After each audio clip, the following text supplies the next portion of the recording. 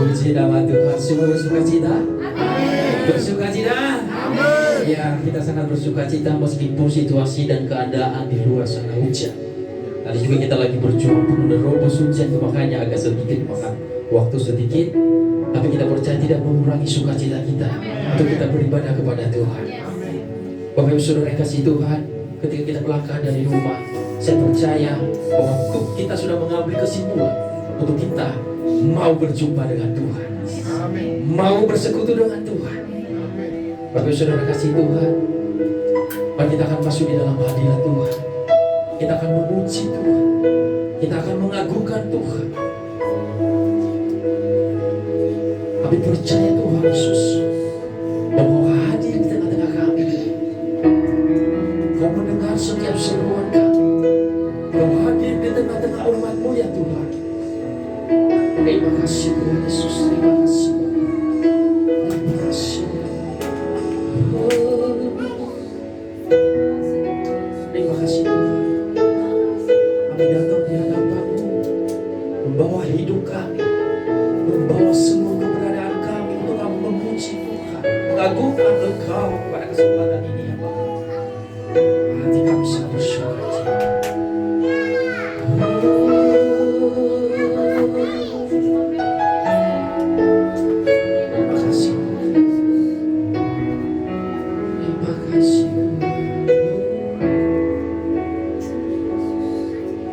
Tuhan hadir di bait kudusnya, selalu mencari wajahnya, berseru berdoa, sujud menyembah dan menikmati kehadirannya. Tuhan mau dekat dengan umat-Nya yang datang dengan senang hatinya, berseru berdoa, bersujud menyembah dan menikmati kehadirannya. Hadirat-Mu memenuhiku, hadirat kudus-Mu penuhi bait-Mu. Aku bersyukur menyembah-Mu, yang ku nampak hanya kemuliaan-Mu.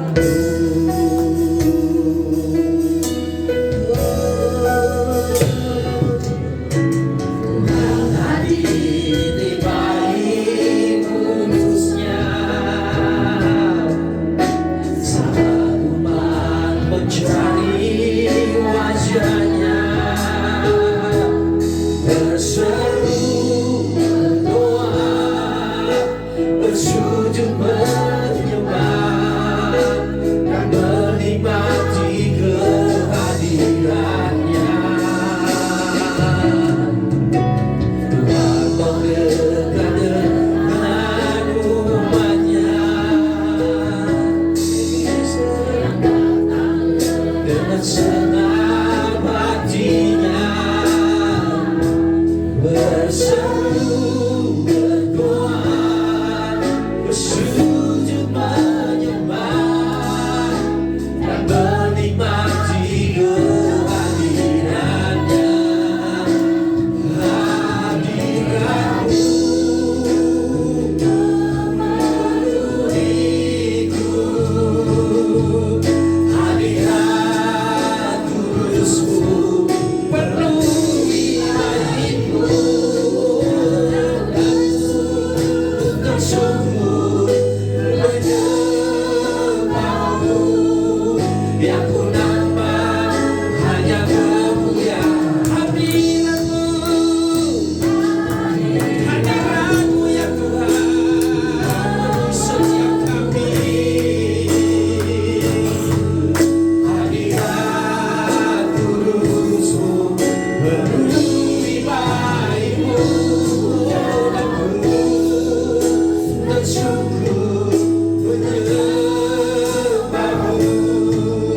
yang ku nampak hanya kemuliaan-Mu,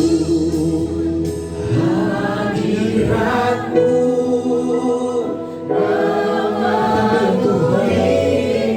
Hadirat-Mu penuhi setiap kami,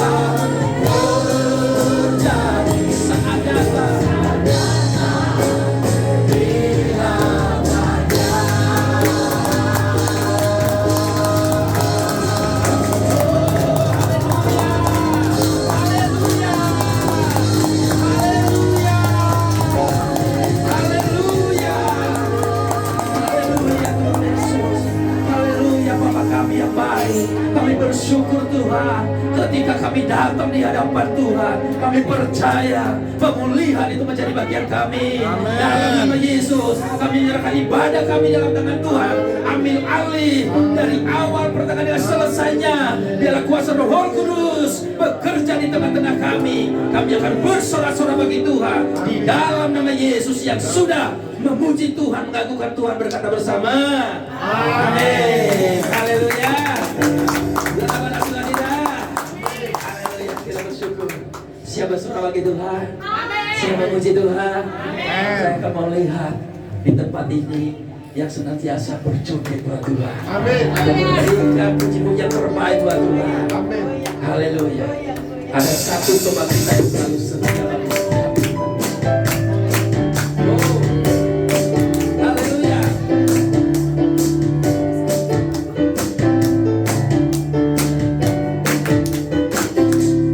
Ada satu sobatku yang setia, Amin. tak pernah dia tinggalkan diriku. Di waktu aku susah, Waktu apa? aku sendirian, dia selalu menemani diriku. Ada satu. Ada satu sobatku yang setia, Haleluya. tak pernah dia tinggalkan diriku. Amin. Di waktu aku susah, waktu ku sendirian, dia selalu menemani diriku. Namanya siapa? Namanya Yesus, namanya Yesus, nama Yesus yang menghibur hatiku. Namanya Yesus, namanya Yesus, nama Yesus yang menghibur hatiku. Namanya Yesus, namanya Yesus, nama Yesus yang menghibur hatiku. Namanya Yesus, namanya Yesus, nama Yesus yang menghibur hatiku. Nama Yesus yang menghibur hatiku. Nama Yesus yang menghibur hatiku. Haleluya. Hanya nama Yesus, bukan yang lain. Hanya nama Yesus yang menghibur hati kita. Puji nama Tuhan. Masih tetap berdiri, masih kuat. Haleluya. Mari semua hamba pilihan Allah. Haleluya. Haleluya.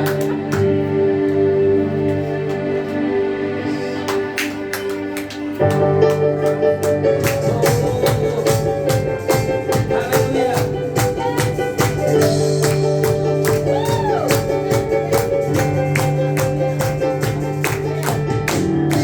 Tak semua umat hilang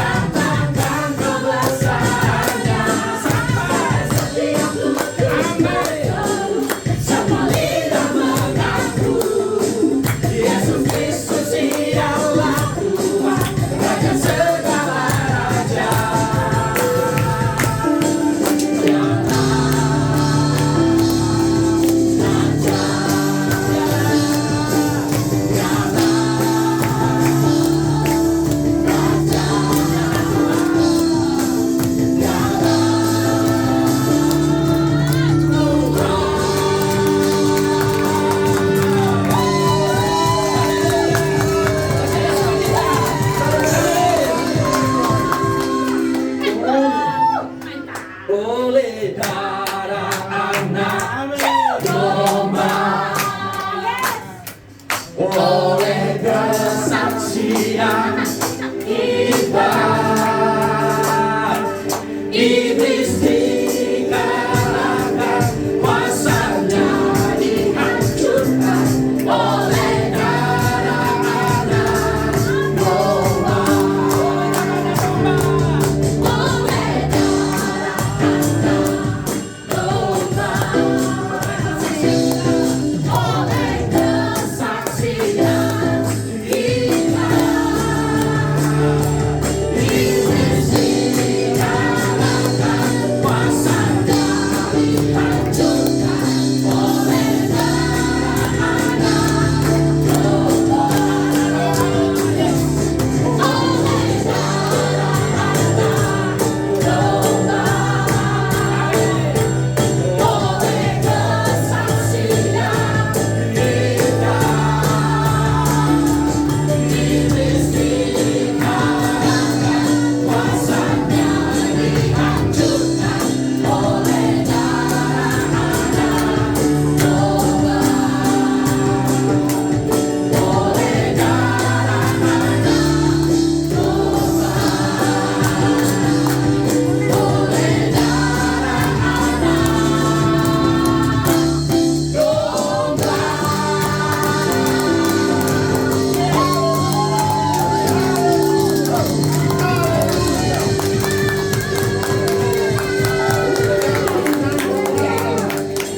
Silakan berdua bersaudara kasih Tuhan.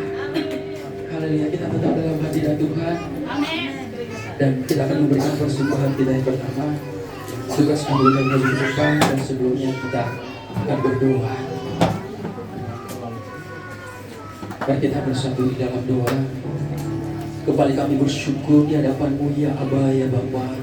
Bila setiap pujian penyembahan kami boleh menjadi kemewahan di hadapan-Mu dan menyenangkan. Engkau telah mendengar setiap seruan umat-Mu, sorak-sorak umat-Mu, Bapa Allah yang luar biasa bagi kami. Saat ini Bapa, kami akan memberikan persembahan kami. Engkau kuduskan, sucikan persembahan kami Tuhan, sehingga persembahan kami boleh berguna untuk memperluas pekerjaan yang ada di tempat ini ya Tuhan. Berkati setiap tangan-tangan yang memberi, kiranya Allah sendiri akan mengembalikan berlipat ganda sesuai janji firman-Mu ya Tuhan. Terima kasih Tuhan, kami siap untuk memberikan yang terbaik hanya di dalam nama Yesus. Haleluya.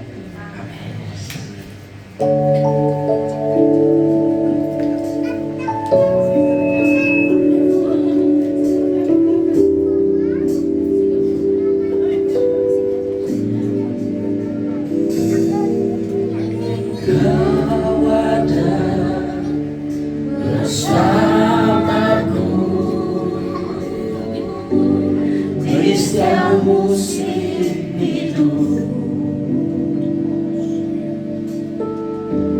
tak pernah kau biarkan ku sendiri.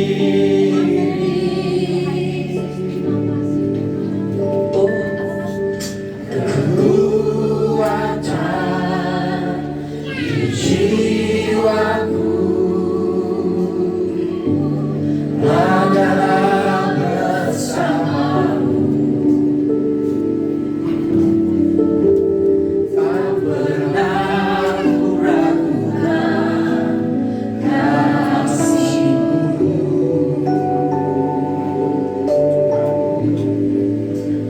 Bersamamu Bapa, ku lewati semua. Perkenalanmu yang teguhkan hatiku.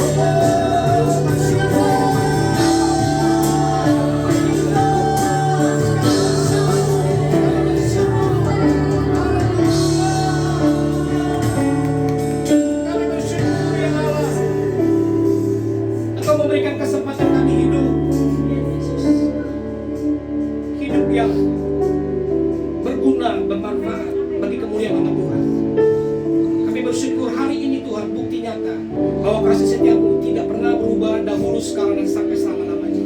Kehadiran kami saat ini ya Tuhan adalah bukti bahwa Engkau masih ada bersama-sama dengan kami sampai di akhir nanti ya Tuhan. Engkau tetap berada dalam sisi kami, dalam hidup kami.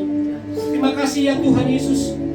Sore hari ini ya Tuhan, kami kembali datang di hadapan-Mu merendahkan diri, sebab kami sadar tanpa Tuhan kami tidak sanggup berjalan melewati berbagai hal, tantangan, rintangan, cobaan, bahkan sampai masuk ke dalam kekelaman Tuhan. Janji-Mu tidak menghilangkan yang namanya kelam, tapi janji-Mu adalah bersama-sama dengan kami melewati setiap masalah yang ada. Begitu ya Bapa, bukakanlah pikiran kami, isi hati kami, berikan pencerahan ilahi supaya setiap kami mengerti sesuatu yang ilahi, karena manusia jasmani tidak mengerti apa yang rohani dari Tuhan. Untuk itu Bapa, biarlah roh kami menyala-nyala pada sore hari ini untuk mendengar firman-Mu. Berbicaralah bagi setiap kami yang hadir pada sore hari ini Tuhan. Tidak ada yang terkecuali, sehingga kami datang tidak seperti kami pulang, tidak sama seperti kami datang. Pulang kami membawa berkat daripada Allah. Terima kasih Tuhan, kami sambut firman-Mu dengan kerendahan diri kami. Roh Kudus, pimpin kami. Kami tidak sanggup mengerti isi hati-Mu. Firman Tuhan adalah sesuatu yang kekal. Mari bukakan kebenaran-kebenaran yang baru bagi setiap kami. Terima kasih ya Tuhan, kami sambut firman dengan sukacita. Dalam nama Yesus kami berdoa. Haleluya. Amin. Saya beri tepuk tangan bagi Tuhan kita. Silakan duduk. Shalom. Shalom. Shalom. Shalom. Puji Tuhan. Senang bisa kembali melayani di Base Community. Ya, luar biasa. Setiap kesini selalu ada cobaan. Hujan badai. Tapi kita layani terus karena melayani adalah suatu kehormatan. Amin. Melayani itu kehormatan. Karena ada masanya kita nanti nggak diberikan kesempatan untuk melayani Tuhan. Jadi selama masih diberikan kesehatan, kemampuan, ya, kesempatan, kita melayani Tuhan. Amin. Jadi tidak melihat usianya kecil ataupun dewasa. Baik, kita akan belajar bersama-sama di kesempatan tema pada sore hari ini, minggu terakhir. Sebelum kita masuk dalam perjamuan kudus, kita akan belajar tentang karakter daripada Petrus ya.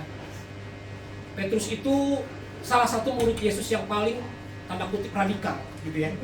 Dari antara semua murid-murid Yesus itu yang paling keras adalah Petrus. Sesuai dengan namanya. Ya, Petrus itu dalam bahasa Yunani Petros, artinya batu. Kepalanya batu, keras tuh dia tuh. Batu atau karang. Jadi sebenarnya kalau kita bicara tentang karakter murid-murid Yesus, ya mereka ini kan sebenarnya kebanyakan nelayan ya. Nelayan gitu. Jadi memang tinggalnya atau hidupnya tuh biasanya menangkap ikan gitu, profesinya seperti itu ya. Jadi yang kebanyakan daripada mereka memang yang punya karakter-karakter keras gitu. Jadi kalau kita melihat Yesus itu nggak pernah sembarangan dalam memilih murid-muridnya. Nggak mungkin salah ya. Jadi yang pertama kali yang harus kita pahami adalah Yesus tidak pernah salah untuk memilih murid-muridnya. Begitupun dengan kita hari ini. Kita akan belajar tentang karakter Petrus. Kita akan buka di dalam Lukas pasal 22 ayat 54 sampai 62.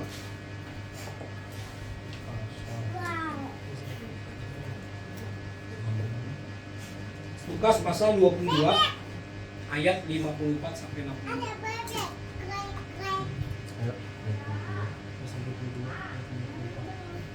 Sampai ayat 62 ya. Ya, sudah dapat katakan amin? Amin. Baik, nanti kau pria, ya, yang pria membacakan ayat yang genap, nanti yang wanita membacakan ayat yang ganjil. Demikian firman Tuhan, yang pria. Lalu Yesus ditangkap dan dibawa ke tempat itu. Ia digiring ke rumah imam besar dan Petrus mengikut dari jauh. Di tengah-tengah rumah itu orang memasak api dan mereka duduk mengelilinginya. Petrus juga duduk di tengah-tengah mereka. Seorang hamba perempuan melihat dia duduk dekat api.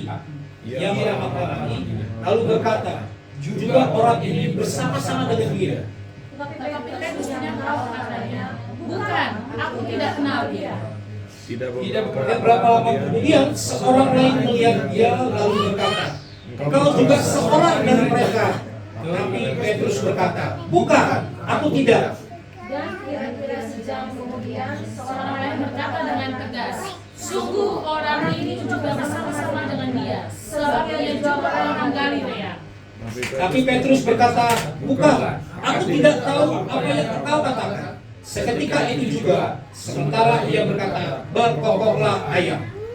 Lalu berpalinglah Tuhan kepada Petrus. Maka kata Petrus bahwa Tuhan telah berkata kepadanya, sebelum ayam berkokok pada hari ini, engkau telah 3 kali menyangkal aku. Lalu ia pergi keluar dan menangis dengan sedihnya. Jadi baru kita lihat ternyata ada murid Yesus nangis, sedih. Jadi sana dikatakan nangis dan sedih. Nah, kita akan belajar salah satu pengajaran yang cukup menarik kita pelajari sebagai orang Kristen, karena biar bagaimanapun kita adalah murid Kristus. Jadi kita harus belajar juga sejauh mana sih sebenarnya murid-murid Yesus ini mereka bisa mengenal dengan baik siapa Tuhannya gitu. Karena tidak bisa dipungkiri sejarah mencatat bahwa ke-12 murid Yesus itu adalah angkatan pertama atau generasi pertama yang benar-benar hidup bersama-sama dengan Kristus. Waktu Yesus memanggil ke-12 muridnya, mereka dalam keadaan sedang bekerja. Makanya di sana dicatat di dalam Injil Sinoptik, ya, di sana dikatakan bahwa ikutlah aku maka akan kujadikan engkau penjala manusia. Jadi sebelumnya adalah penjala ikan.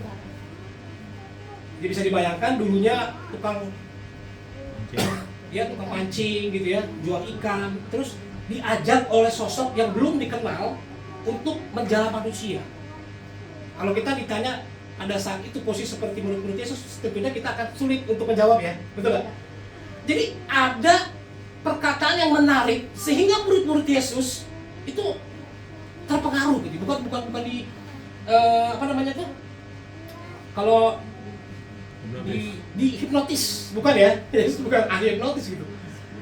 3 tahun setengah kayaknya ngikut Yesus terus, kalau dihipnotis kan nggak mungkin ya. Gitu. Jadi ternyata dengan kesadaran penuh murid-murid Yesus mengiyakan gitu, ajakan itu. Mereka belum tahu siapa ini orang, gitu kan? Karena kalau mereka sudah tahu Yesus adalah Tuhan, mereka sudah pasti sangat antusias gitu ya, sangat tahu gitu keadaannya seperti apa gitu. Tapi pertanyaan adalah, kok mereka bisa mau ya, padahal mereka punya keluarga dan punya pekerjaan gitu. Ini suatu pertanyaan besar buat kita hari ini. Benar nggak kita juga bisa dikatakan sebagai murid Kristus yang rela meninggalkan segala sesuatunya, sama seperti murid-murid Kristus? Prinsipnya adalah bahwa kita bisa meninggalkan segala sesuatu gitu. Meskipun kita masih bekerja, masih hidup dalam keluarga kita, tapi ada sesuatu yang kita tinggalkan gitu. Masa lalu kita maksudnya. Masa lalu itu harus ditinggalin untuk mengikuti Yesus.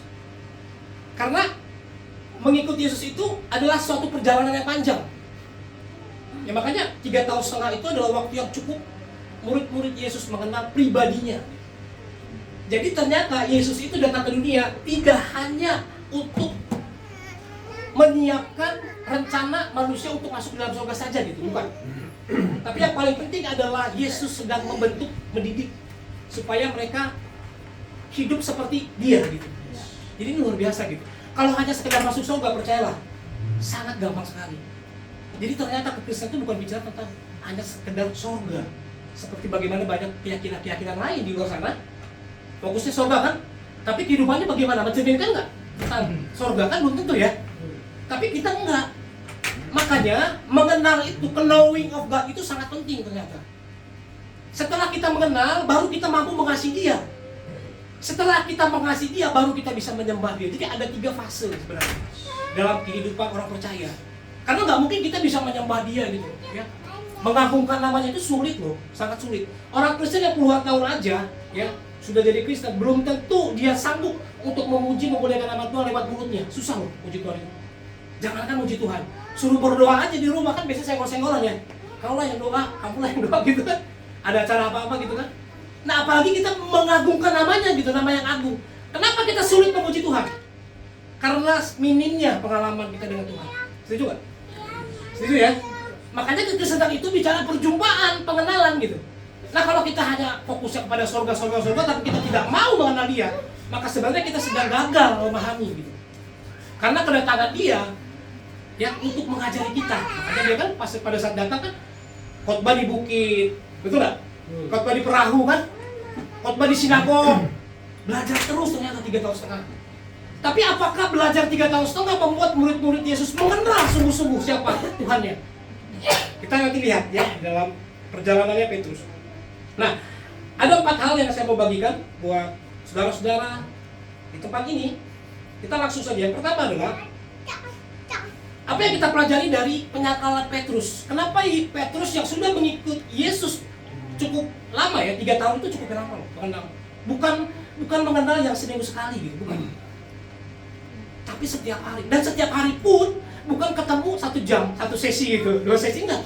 Setiap waktu masalahnya. Jadi bisa dibayangkan, setiap hari kita benar-benar tahu dia ngapain gitu kan. Hidup bersama.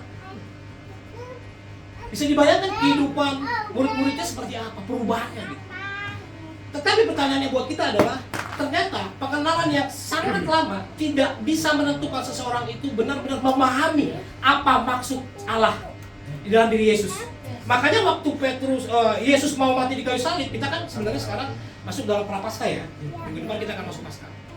Nah, ada di beberapa ayat di dalam Alkitab dikatakan Petrus menarik tangan Yesus ya.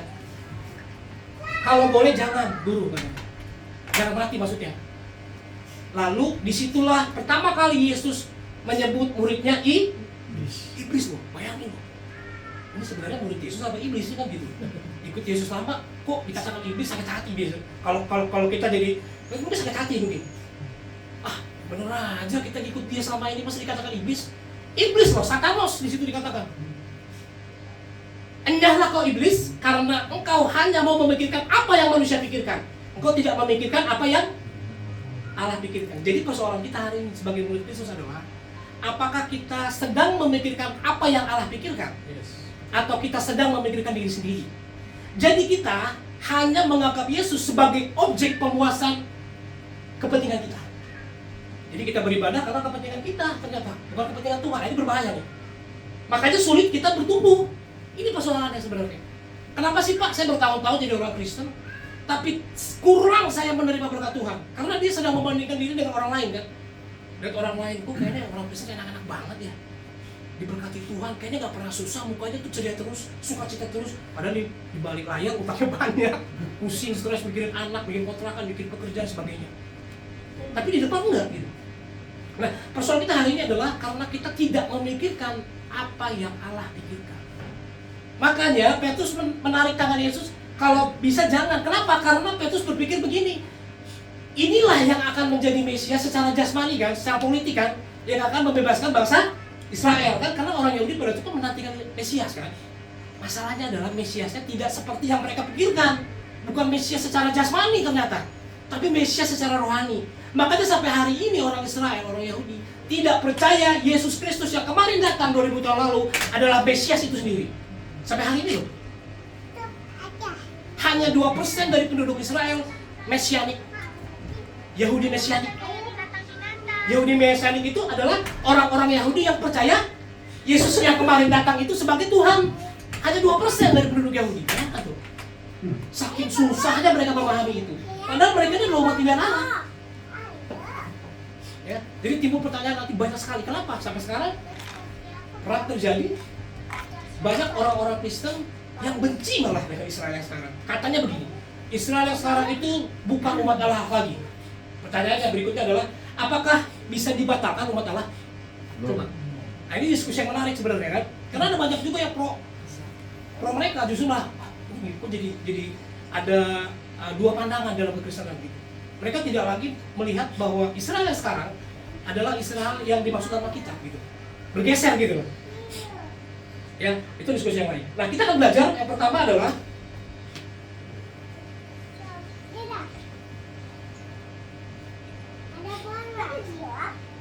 yang kita pelajari dari penyangkalan Petrus kepada Yesus adalah yang pertama, kepercayaan diri yang berlebihan membuka jalan yang jatuh. Kepercayaan diri yang terlalu. Makanya jadi orang Kristen itu jangan terlalu kepercayaannya berlebihan. Ah, tenang aja, kok berkati kok. Saya punya iman yang besar, gitu kan? Padahal sedang mencobai Tuhan. Bahaya nih. Ini bahaya nih. Banyak sekali seperti itu. Kenapa? Karena mereka berpikir begini. Sepertinya mereka sudah dalam level iman yang pas gitu. Padahal sebenarnya enggak. Kan banyak gitu ya, terlalu sombong rohani lah gitu ya. Kemarin sepertinya udah mendoakan orang lain sembuh, tapi kan nggak selalu bisa istilahnya kan stabil gitu ya, stabil gitu. Kerohanian kita bisa naik dan turun gitu, tergantung kita. Karena sekali lagi bahwa firman iman itu timbul dari pendengaran akan firman. Jadi selama kita masih terus continue untuk mendengar firman Tuhan itu, selama itu pun iman kita akan tetap stabil. Amin. Tetap stabil gitu. Banyak kok imannya udah nggak stabil lagi, banyak. Hamba Tuhan yang mengundurkan diri pun banyak. Gereja yang tutup pun banyak. Yang berpindah keyakinan pun banyak kan. Yang kita pikir 40 tahun udah ikut Yesus, kok bisa sih dia berpaling? Bahkan seorang pembuat lagu Kristen di Hillsong ya, kalau nggak salah, dia mengundurkan diri. Dia pencipta lagu yang sangat viral, sangat hits. Ada 2 lagu kalau nggak salah. Dia salah satu foundernya lah, istilahnya yang udah senior gitu. Tapi dia bisa mengundurkan diri. Dia bilang apa? Katanya stuck imannya. Dia bilang iman, berarti ada masalah dalam imannya. Nah sama dengan kita hari ini. Apakah kita mengikuti Yesus tetap bisa menjaga iman kita? Karena iman itu harus dijaga dan dipelihara. Caranya bagaimana? Persekutuan ini salah satunya. Jadi kalau jadi orang Kristen hanya seminggu sekali, ini berbahaya nih. Berbahaya sekali. Kenapa? Karena imannya hanya terbangun ketika beribadah aja gitu loh. Padahal yang benar itu adalah ketika kita dalam kesendirian, dalam kehidupan kita pribadi gitu ya. Iman itu dibangun, makanya renungkanlah firman Tuhan siang dan ini pekerjaan rutin kita sebenarnya. Dalam pekerjaan, lagi usaha, lagi bekerja, lagi sekolah, lagi belajar, apapun itu tetap terkoneksi kepada Tuhan. Ya. Karena itu penting buat menjaga gitu ya, menjaga. Karena banyak sekarang kita nggak bisa pikir, tidak bisa kita prediksi gitu ya, keadaan itu seperti apa gitu. Kalau iman kita melemah, seperti Petrus yang pada saat itu, ya, dia menyangkal, kan dia kan sebenarnya orangnya dalam tanda kutip so jago gitu ya.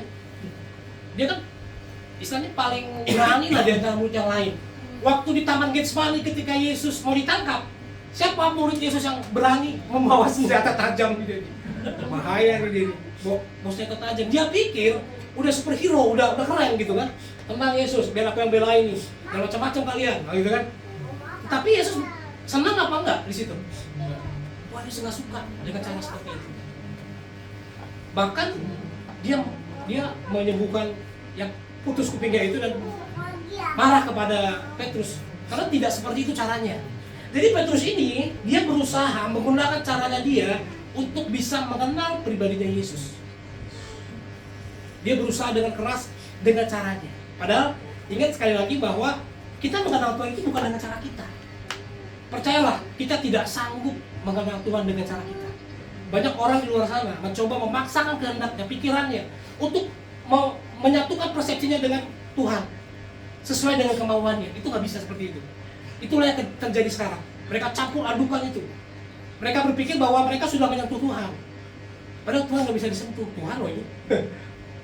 Makanya kita bersungguh jadi orang Kristen. Kenapa? Allah harus turun jadi manusia. Dia yang jauh, dia datang kepada kita supaya kita yang jauh menjadi dekat. Amin. Dia dari tempat yang jauh nih. Gak mungkin kita bisa sampai kepada Tuhan, gak mungkin. Dengan cara apapun gak mungkin. Banyak orang sekarang yang punya keyakinan lain itu mengklaim mereka sudah menjangkau Tuhan gitu. Apa benar seperti itu? Apakah dengan jampe-jampe, dengan kemenyan ataupun barang-barang itu ya? Banyak. Iya, itu sudah mencapai Tuhan. Capai Tuhan sih, tapi Tuhan yang mana dulu masalahnya? Kan gitu. Ternyata ketidakmampuan manusia, makanya hukum Taurat itu dibuat justru membuat orang malah berdosa kan? Nah, kita catat itu. Sehingga harus datang yang sempurna itu. Di dalam Bible dikatakan dialah korban yang sempurna supaya dia menggenapi hukum Taurat.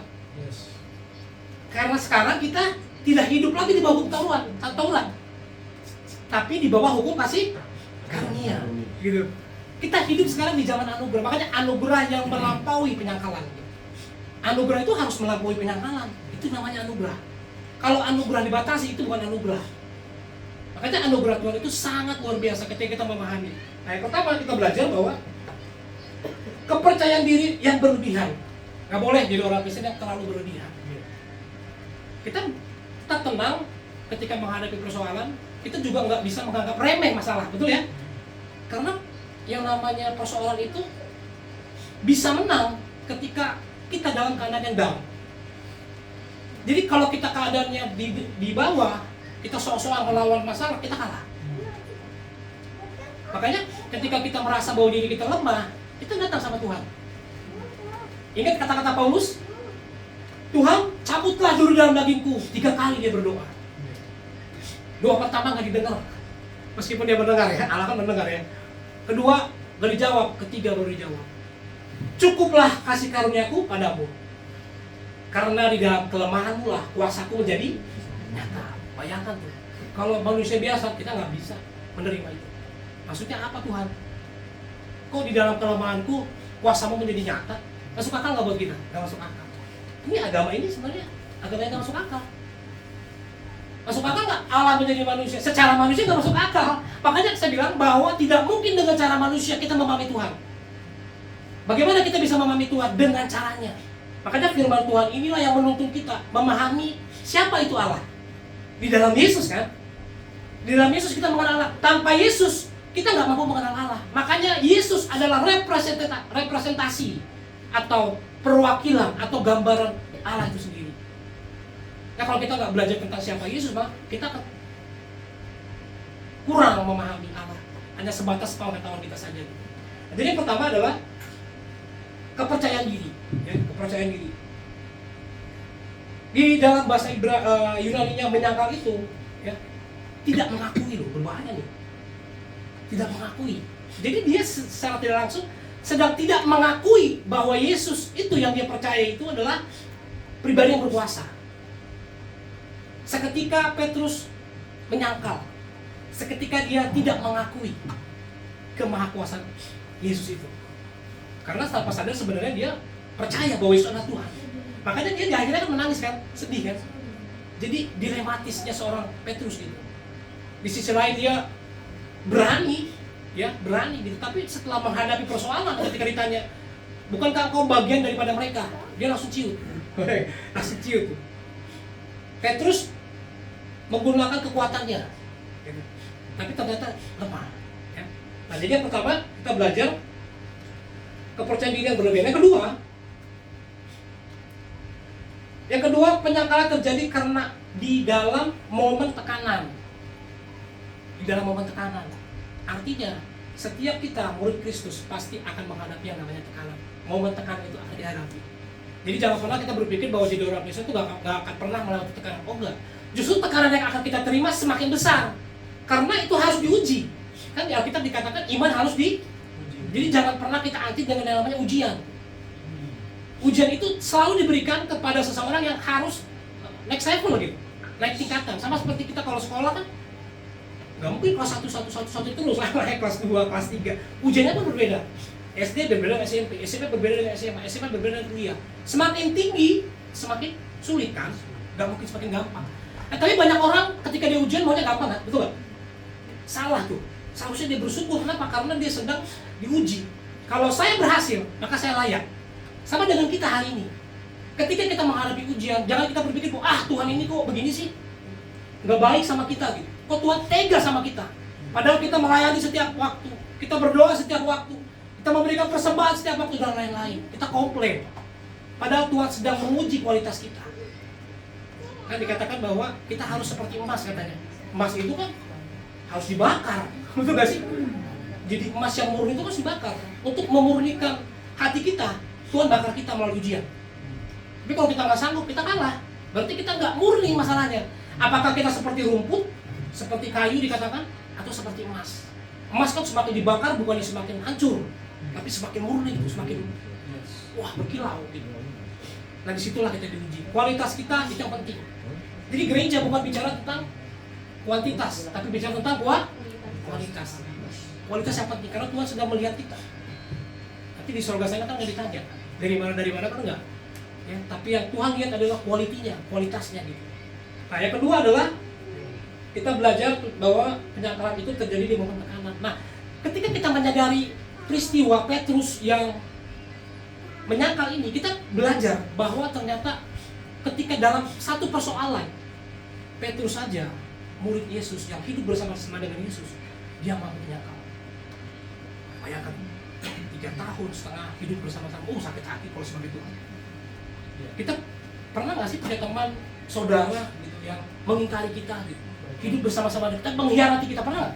Pasti pernah lah punya cerita ya, masing-masing deh. Waduh, ngeri itu. Sakit hatinya. Bahkan banyak orang yang tidak move on sampai dia dipanggil Tuhan. Mengerikan. Tapi anugerahnya terlalu besar. Anugerah Tuhan itu sungguh besar. Makanya ketika Petrus bertobat di situ, dia adalah orang pertama yang sangat radikal daripada 12 orang itu selain Paulus ya. Karena Paulus nggak ada di situ. Sampai dia kan matinya di salib terbalik. Dia tunjukin kepada Tuhan setelah dia menyadari kesalahannya. Ya. Jadi pahamilah bahwa setiap masalah itu adalah satu kebahagiaan dikatakan Alkitab. Ya, anggaplah sebagai suatu kebahagiaan ketika kita menghadapi pencobaan, betul nggak? Itu ayatnya benar nggak sih? Nggak mungkin salah itu Alkitab. Itu yang catat siapa tuh? Hikmatnya tinggi banget tuh. Jadi kekristenan ini adalah bicara tentang pengertian yang dalam, bukan hanya bicara tentang ritual gitu ya. Makanya Tuhan benci dengan persembahan-persembahan kan? Kita bilang kan, betul nggak? Maka Tuhan bilang gini, sebelum kau menghadap aku, bersihkan dulu persoalanmu dengan saudaramu katanya. Bayangin tuh. Tapi kita masih paksa diri kita ketika kita punya masalah orang lain, kita beribadah. Betul nggak? Kita berdoa, kita paksa, betul nggak? Kita paksa Tuhan untuk dengar kita gitu. Di saat kita punya masalah dengan saudara kita, kita bilang apa?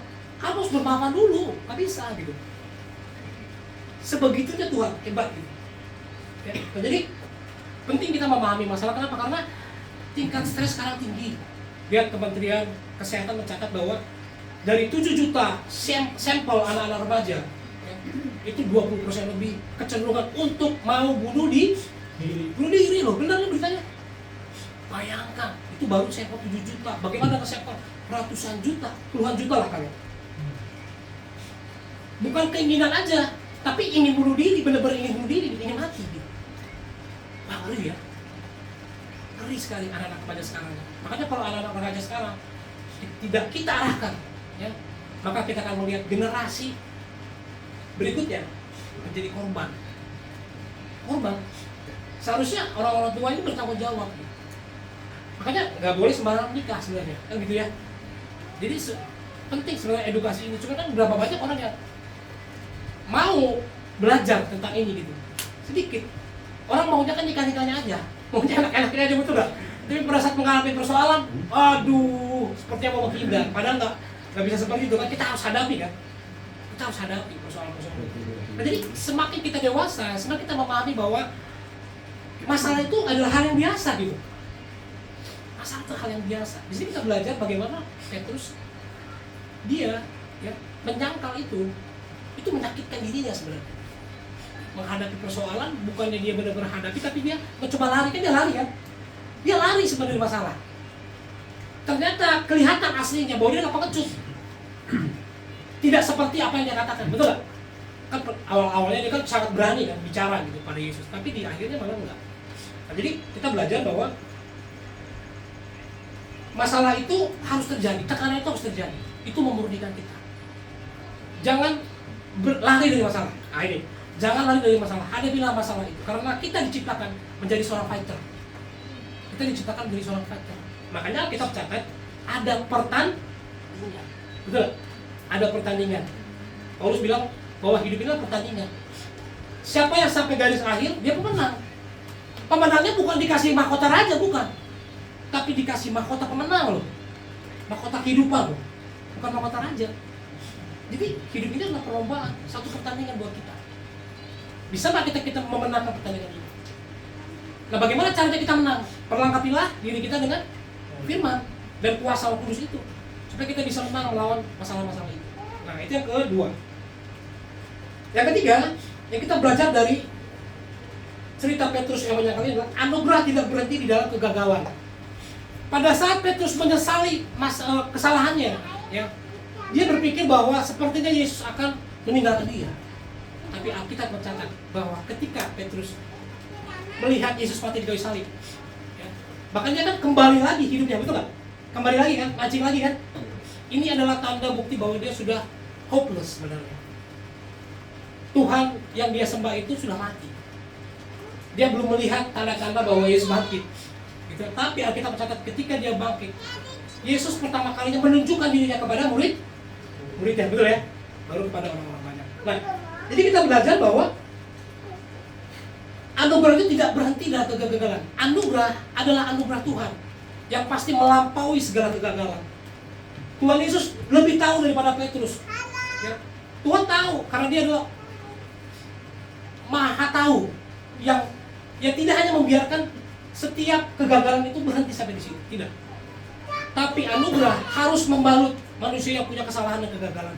Kita adalah manusia-manusia gagal sebenarnya. Ya, kalau kita melihat diri kita sendiri, kita punya masalah besar gitu. Kita punya masa lalu yang mungkin kalau kita berpikir bahwa sepertinya kita nggak layak gitu, berada di dalam persekutuan ini gitu. Kenapa? Karena kita diizinkan Tuhan untuk menghadap Dia. Oleh karena kasih karunia Tuhan lah. Makanya Perjanjian Baru bicara tentang kasih karunia, anugerah. Ya. Artinya bahwa anugerah itu memberikan kesempatan kepada kita yang memiliki kegagalan-kegagalan untuk kembali kepada hidup yang benar sesuai dengan apa yang Tuhan mau. Jadi kalau kita sudah diberikan pengampunan, ya harusnya kita berubah. Jadi Tuhan juga ingin melihat perubahan kita gitu.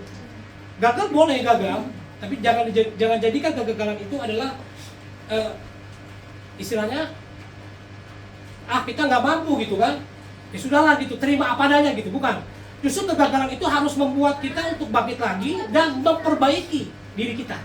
Itulah yang Tuhan ingin di dalam murid-muridnya. Ya, jadi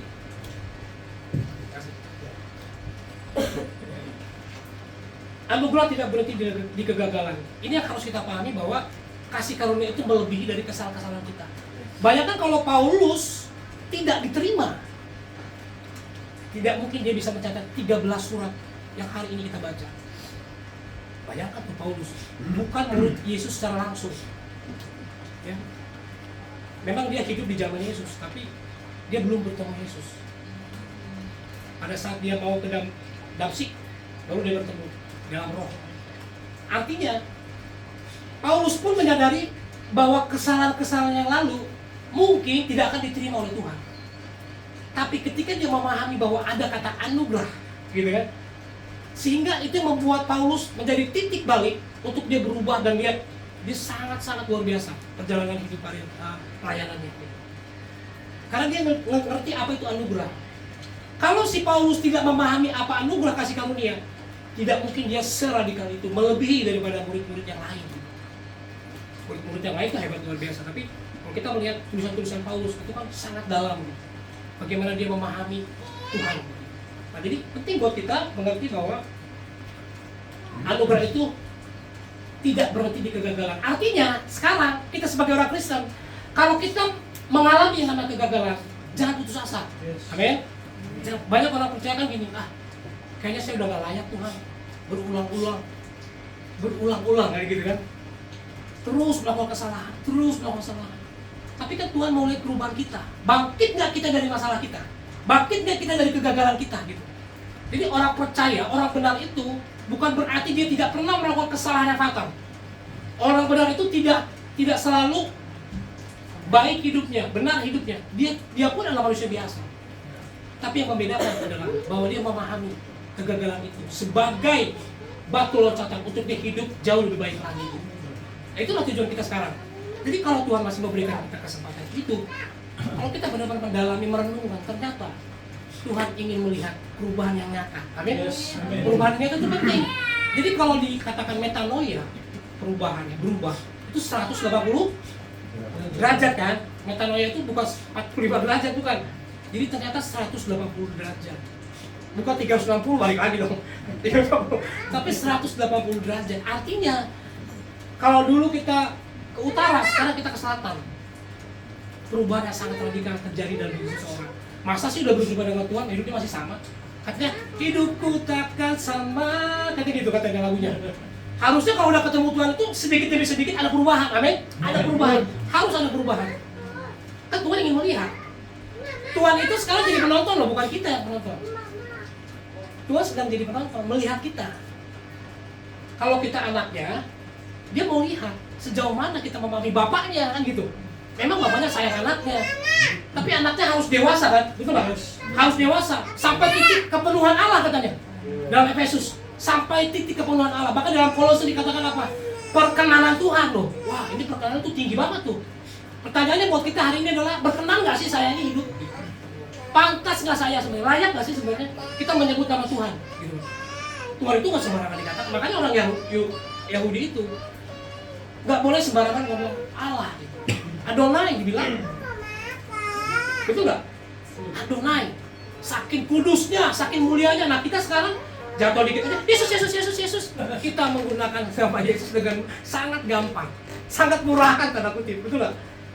Tapi kalau kita merenungkan nama Yesus itu sangat mulia, nama yang menyelamatkan kita, nama yang mengurapi kita. Nah, itu yang ketiga. Yang terakhir, ini terakhir. Yang terakhir, anugerah mengubah kegagalan menjadi panggilan. Amin. Anugerah ya mengubah kegagalan menjadi panggilan. Petrus betul gagal karena Yesus bilang kamu akan menyangkal aku. Gagal itu gagal. Tapi kegagalan itu mengubah dia menjadi satu panggilan yang meyakinkan dia untuk dia pergi memberitakan Injil. Karena dia sudah paham. Oh, saya sudah paham nih, kata Petrus. Ternyata bukan aku yang bukan menjalankan apa yang aku mau, tapi menjalankan apa yang Tuhan mau. Makanya dia pergi tuh kemana aja tuh dia. Petrus radikal sekali dia, luar biasa. Pergi kemana aja tuh. Nah, ya kita harus pahami bahwa apakah sekarang kita sudah benar-benar terpanggil oleh Tuhan untuk melayani Tuhan. Jadi melayani itu ya bukan hanya di gereja. Kata melayani dalam bahasa Ibrani itu avoda. Jadi bekerja, ibadah itu sama artinya melayani. Jadi jangan kita bagi dua, jangan kita bedakan itu antara melayani dan bekerja, enggak. Sama-sama bernilai. Jadi kita bekerja itu adalah melayani. Bekerja itu adalah ibadah loh. Jadi kalau bekerja di luarnya nggak benar, di gereja benar, aja berarti nggak salah nih memahami tentang kata melayani gitu. Melayani itu adalah satu tindakan kita memahami bahwa itu beribadah, gitu. Beribadah. Bayangkan kalau kita bekerja adalah ibadah, berarti pekerjaan yang kita kerjakan berarti kita akan serius kan? Makanya banyak orang Kristen berhasil dan dalam kutip. Kenapa? Karena dia menganggap bahwa pekerjaan yang dia sedang kerjakan adalah melayani dan beribadah kepada Tuhan. Nggak dibeda-bedain tuh. Sama. Bekerja di luar benar, sebagai pekerja, sebagai pengusaha, di gereja pun benar. Di rumah pun benar gitu. Pekerjaannya sebagai suami, sebagai istri kan gitu kan? Betul nggak? Itu melayani juga, sama. Jadi nggak di gereja lebih tinggi daripada di luar, nggak salah itu. Ada yang bilang sekuler gitu ya. Sama sebenarnya. Kalau kita mengacu kepada kata itu gitu. Jadi artinya ketika kita memahami ini, oh ternyata apapun yang kita kerjakan, kerjakanlah seperti untuk Tuhan. Segala sesuatu yang kita kerjakan sekarang itu harus kerjakan buat Tuhan. Karena kita hidup, bukan kita lagi, tetapi Kristus yang, kalau Kristus yang hidup, berarti kepentingan kita harus didasari dengan kepentingan Tuhan. Nah ini dia nih, yang penting nih. Berarti kita nggak boleh ada kepentingan, boleh ada kepentingan, tapi harus didasari kepentingan Tuhan. Makanya ketika kita punya kepentingan, kita harus bertanya sama Tuhan. Tuhan, kepentingan saya seperti ini, bagaimana menurut Tuhan? Harus diskusi dong, kan Tuhan ada kan? Korintus bilang apa? Tidak tahukah kamu bahwa tubuhmu adalah bait Allah, rumah Allah, dan roh Allah tinggal di dalam bait Allah. Tubuh kita bait Allah dan roh Allah tinggal. Roh Allah tinggal sekarang. Untuk apa dia tinggal? Diam-diaman gitu? Enggak. Dia berbicara loh. Jadi jangan juga nanti ada orang yang sering Tuhan berbicara kepada saya, Tuhan berbicara kepada saya. Tidak apa-apa. Asal selama apa yang dikatakan benar sesuai firman, betul nggak? Karena roh itu harus diuji, nggak apa-apa orang ngomong. Emang Tuhan berbicara kok? Kan gitu. Masa Tuhan nggak berbicara dia tinggal dalam kita? Tuhan nggak mau berbicara dan tinggal dalam kita kalau kita nggak menerima dia sebagai Tuhan dan Juru Selamat, betul nggak? Kalau kita menerima dia, mengizinkan dia hadir, berarti Tuhan sekarang tinggal. Masalahnya kita mau berdiskusi dengan dia nggak? Menganggap dia pribadi nggak? Kan gitu. Pertanyaan berikutnya. Atau kita cuekin terus ke Tuhan? Selalu menjalankan dengan pikiran kita sendiri gitu. Makanya ada orang yang labil. Di sini nih masalahnya. Kok ada orang labil sih? Tidak teguh hati gitu. Bimbang terus. Kan Alkitab bilang apa? Orang yang bimbang tidak akan pernah mendapatkan apa? nggak bisa dapat apa-apa. Nah, dari mana keteguhan hati itu? Dari Tuhan yang ada dalam diri kita. Karena kita ini manusia yang pelin-pelan sebenarnya. Lihat nih Petrus nih, pintar nggak Petrus? Pintar. Bayangin dekat sama Tuhan itu. Kita kan nggak pernah lihat Yesus secara nyata pribadi, maksudnya secara jasmani kita nggak pernah lihat. Petrus itu bersyukur, beruntung sekali. 3 tahun setengah dia hidup langsung melihat. Dia lihat mujizat langsung. Roti 5 roti 2 ikan itu dia lihat langsung. Orang bangkit dia lihat langsung gitu. Tapi masih bisa menyangkal. Ini nih. Bayangin tuh. Dia tahu Yesus adalah Tuhan. Dia tahu Yesus adalah Allah. Ya, yang melakukan mujizat-mujizat yang tidak bisa dilakukan manusia. Tapi dia berani menyangkal. Bagaimana dengan kita yang nggak pernah melihat Yesus secara jasmani? Kalau kita nggak dalam pemahaman firman-Nya, maka kita akan mudah menyangkal. Mudah. Di mana-mana kita akan menyangkal. Ya, tidak mengakui kedaulatan Tuhan. Nah, itu saya mau bagikan buat kita semua bahwa pelajaran tentang bagaimana Petrus menyangkal ini sangat menarik. Supaya apa? Supaya kita tahu bahwa oh ternyata kita harus menyikapi persoalan-persoalan yang ada. Jangan langsung mengambil tindakan. Libatkan Tuhan dalam kehidupan kita. Karena itu kebahagiaan kita. Banyak orang stres sekarang karena merasa dia sendiri. Betul nggak? Padahal orangnya banyak ya, tetangga banyak kan. Tapi kenapa dia merasa dia sendiri? Kita bersyukur. Sendiri pun kita nggak apa-apa. Kita bilang bahwa orang tuamu pun nggak masalah gitu. Meskipun orang tua meninggalkan kamu, tapi aku tetap ada. Gitu. Jadi ternyata ketika Tuhan hadir itu nggak sembarangan. Dia menutupi sesuatu yang kurang dari kita. Makanya kalau ada orang Kristen yang meskipun nggak punya apa-apa, istilahnya gitu ya, hidup sederhana, nggak masalah. Asal jangan Tuhan lari dari kita. Asal jangan Tuhan pergi dari kita, betul nggak? Kalau Tuhan nggak ada dari kita, wah repot. Benar-benar repot.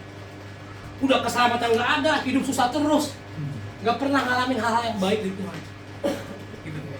Ya, jadi itu saja yang mau saya bagikan buat setiap kita, biarlah kita semakin kuat, ya, semakin memahami bahwa kita mungkin mengalami seperti Petrus menyangkal. Tapi harus penyangkalan itu harus menjadi batu loncatan kita untuk berubah, gitu ya. Petrus menunjukkan itu. Jadi Petrus nggak berhenti dari kegagalannya, tapi dari kegagalan dia belajar. Dia belajar, dia berusaha memberikan yang terbaik bagi Tuhan. Ketika dia memahami bahwa hidupnya bukan untuk dia sendiri, tetapi Tuhan. Yesus yang mati buat dia. Nah hari ini kita akan masuk dalam perjamuan kudus. Kita akan mengingat kembali kematian Kristus. Kalau murid-murid Yesus hampir semua matinya mati martir ya, nggak ada yang bagus matinya. Yohanes layar terakhir di Pulau Patmos itu kan juga dia digoreng, tapi nggak mati-mati. Ya artinya hampir seluruh murid Yesus itu matinya nggak enak, nggak masalah, tapi hidupnya berkenan di hadapan Tuhan. Gitu. Itu yang penting sih. Ya, mari kita siapkan diri kita masuk dalam perjamuan kudus.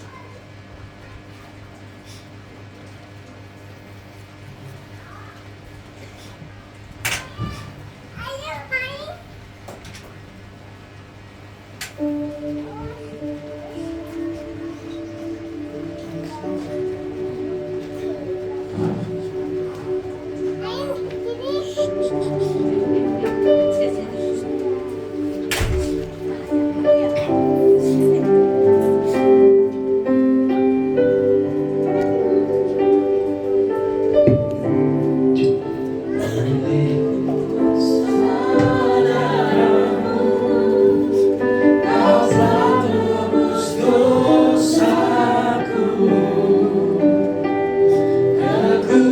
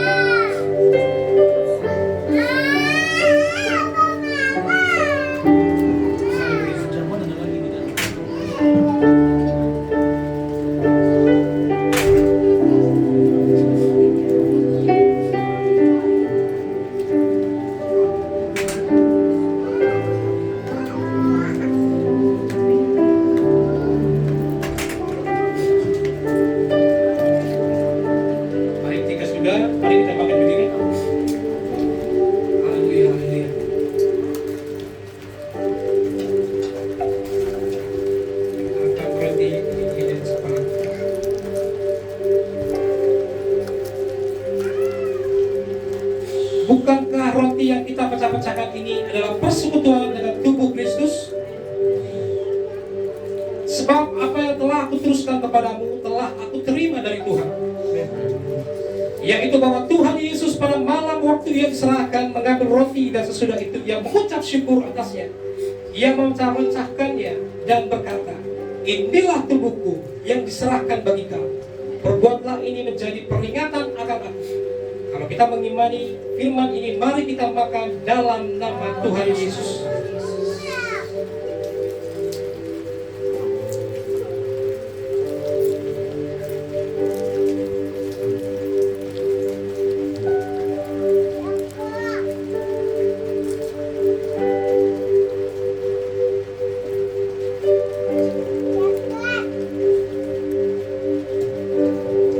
Demikian juga yang mengambil cawan sesudah makan lalu berkata, cawan ini adalah perjanjian baru yang dimeteraikan oleh darahku. Perbuatlah ini setiap kali kamu meminumnya menjadi peringatan akan aku. Sebab setiap kali kamu makan roti ini dan minum cawan ini, kamu memberitakan kematian Tuhan sampai ia datang. Kalau kita mengimani firman ini, mari kita minum dalam nama Tuhan Yesus. Haleluya.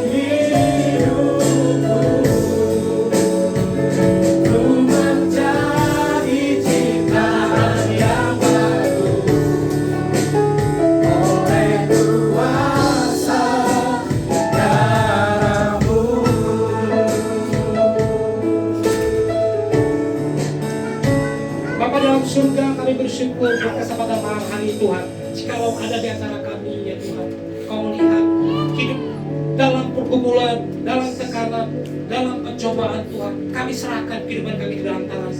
Kami percaya Tuhan, Engkau turut campur tangan dalam kehidupan kami. Kau tidak tinggal diam ya Bapa, sebab firman-Mu ya dan amin bagi kami yang percaya. Kami percaya sepenuhnya kepada Engkau. Firman-Mu berkata kekhawatiran harus dilempar, harus dibuang. Tapi yang kami percaya adalah perkenanan-Mu menyertai kehidupan kami ya Tuhan. Kami tak berubah sama seperti Petrus berubah. Kami mungkin mengalami kegagalan demi kegagalan. Tapi biarlah hari ini Tuhan kami dicerahkan oleh kebenaran-Mu. Kalau Petrus saja bisa jatuh, bagaimana dengan kami ya Tuhan? Kami mengalami berbagai persoalan kehidupan kami dahulu dan sampai hari ini. Tapi kami masih bersyukur sebab Engkau hadir membuat kami mengerti arti hidup ini. Kami semakin bergairah bersemangat untuk menjalani hidup ini Tuhan.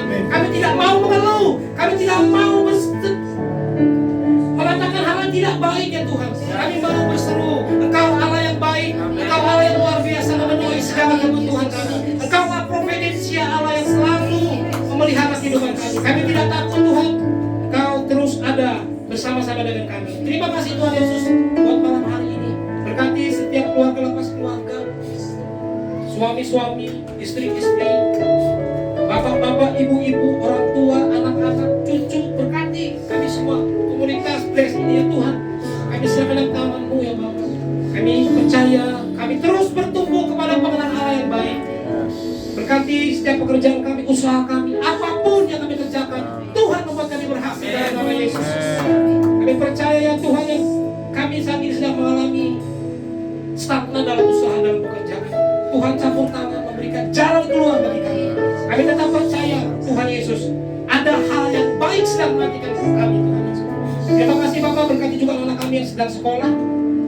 Berikan kemampuan, berikan kecerdasan. Lindungi mereka dalam pengaruh-pengaruh yang tidak baik sehingga mereka terus berjalan lurus dan orang tua pun membimbing, memonitoring mereka Tuhan. Kami serahkan ke dalam tangan. Terima kasih Tuhan. Kami serahkan kehidupan kami ke dalam tangan. Di dalam nama Yesus kami berdoa. Haleluya, haleluya. Amin. Silakan Ibu saudara kasih Tuhan. Semua diberkati. Amin. Semua diberkati. Haleluya, puji Tuhan.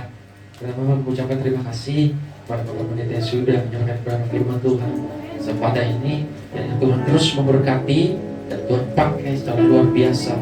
Nama Tuhan terus dipermuliakan. Puji nama Tuhan. Saat ini kita akan mempersiapkan persembahan yang kedua, dan sebelum kita mempersembahkan yang terbaik, saya serahkan kepada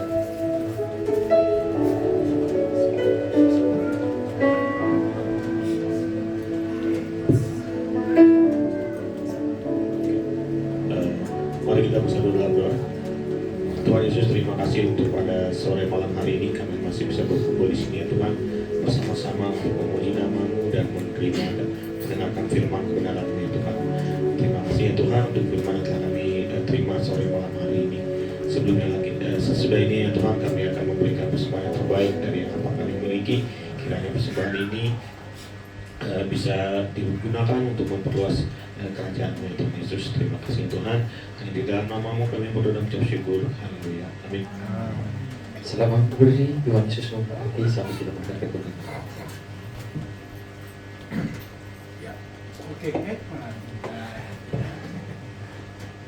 Oke, shalom, puji Tuhan. Nah, selamat memberi persembahan. Sambil memberi persembahan, saya mau pengumuman dulu. Pertama-tama terima kasih banyak sudah datang dari jauh menerobos hujan, badai, petir, banjir dan segala macam. Untuk motor tidak goyah, ya. Puji Tuhan, Pak Ramos sama teman saya nih, ternyata tuh ada dua namanya Andi di sini sekarang. Nah, ini Bro Andi, yang itu Pak Andi ya, beda ya. Nah, yang Bro Andi mirip Coki Partai, dia nanti kita keren lah. Puji Tuhan. Luar biasa, makasih banyak Bro Andi, Pak Ramos sudah datang membagi berkatnya luar biasa ya, firman Tuhan. Dahsyat. Nah, ini ada pengumuman Bapak Ibu. Tadi kan sudah dibilang kita masa Prapaskah. Jadi nanti minggu depan itu ada di hari Jumat, itu kita ada ibadah Jumat Agung ya. Pas tanggal 3 ya, tanggal 3 sama Paskahnya tanggal 5 April. Nanti jangan nanya lagi ibadah Jumat Agung hari apa Pak? Ya hari Jumat ya. Paskahnya hari Minggu ya, jadi hari Jumat, namanya juga Jumat Agung ya kan. Kalau hari Rabu beda lagi ceritanya. Jadi Jumat Agung itu hari Jumat, nanti jamnya jam berapa Pak? Jamnya sama kayak tadi. Sebenarnya kita 17.45, tapi karena waktu Jonggol agak beda dikit ya, mirip-mirip Amerika ya, jadi jam 6. Ya, kalau hujan kayak tadi, agak ke Afrika dikit waktunya 6:30 baru mulai. Makanya Bapak Ibu agak tahan lapar dikit hari ini ya, agak jam 8 kurang ya. Gak apa-apa. Jadi tetap sukacita hari ini, tapi tetap ada ibadah Jumat Agung dan ibadah Paskah. Diharapkan datang ya Bapak Ibu ya. Saya agak khawatir sebenarnya. Karena awal bulan, uangnya masih pada fresh, takutnya pada jalan-jalan. Ingat ya, jangan jalan-jalan dulu. Awal bulan uang masih kenceng nih. Mentang-mentang Paskah udah mau awal bulan hari ini kan.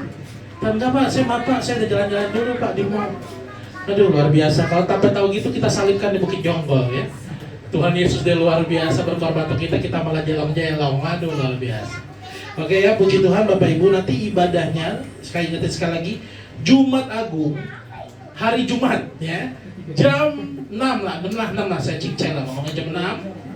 Hari Minggu Paskah kita jam 6 juga ya. Puji Tuhan, Tuhan Yesus memberkati, diharapkan datang. Ya datang, karena apa? Momen Jumat Agung sama Paskah ini harusnya lebih meriah dari Natal harusnya. Karena ini klimaks karya penyelamatan anugerah Tuhan Yesus. Ya jangan Natalan doang pada waktu berkado. Nah, hari Jumat Agung sama Paskah datang, oke? Tuhan Yesus memberkati kita semua. Haleluya. Untuk selanjutnya kita akan masuk dalam doa syafaat. Saya undang yang bertugas, Pak Des, silakan.